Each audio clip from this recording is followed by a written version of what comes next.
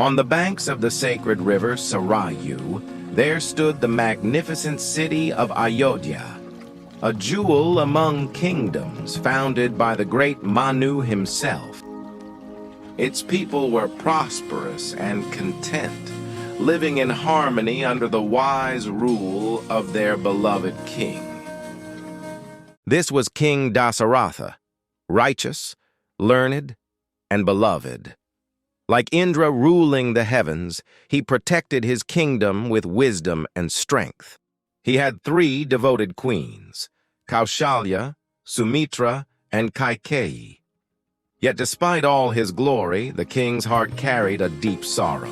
The great king had no heir, no son to carry forward his noble lineage, no child to rule Ayodhya after him.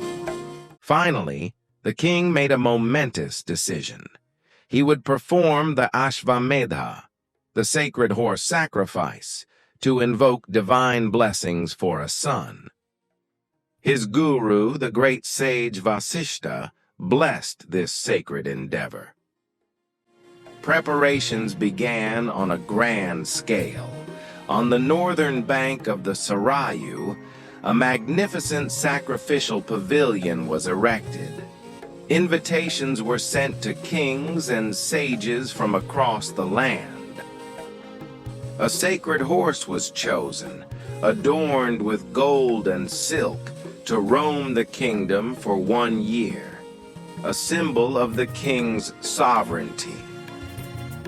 A full year passed. The horse returned safely, and the time for the great sacrifice had come.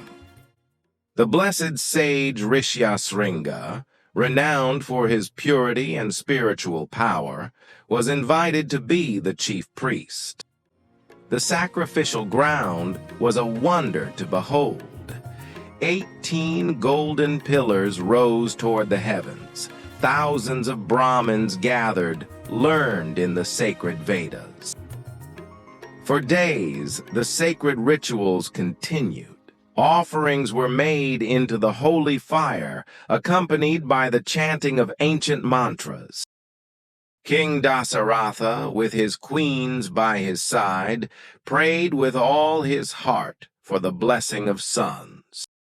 Following the grand Ashvamedha, sage Rishyasringa performed the Putrakameshti Yagna, a sacred ritual specifically for obtaining sons. Meanwhile, in the divine realms, Lord Vishnu, the Supreme Protector, observed the sacred rituals. The demon king, Ravana, had become invincible through his boons.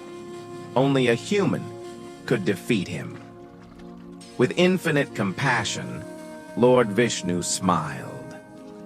I shall take birth as King Dasaratha's 4 sons and restore Dharma to the world. Then, at the sacred moment, as the final offerings were made, a wondrous being emerged from the flames. Radiant as the sun, massive as a mountain, clothed in red, with a voice like thunder. In his hands he carried a golden vessel covered with silver.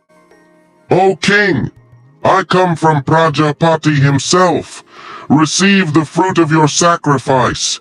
This divine Payasa, prepared by the gods, will bless you with sons. With trembling hands and a heart full of gratitude, the king received the sacred vessel. The king's prayers were answered. Hope had returned to Ayodhya,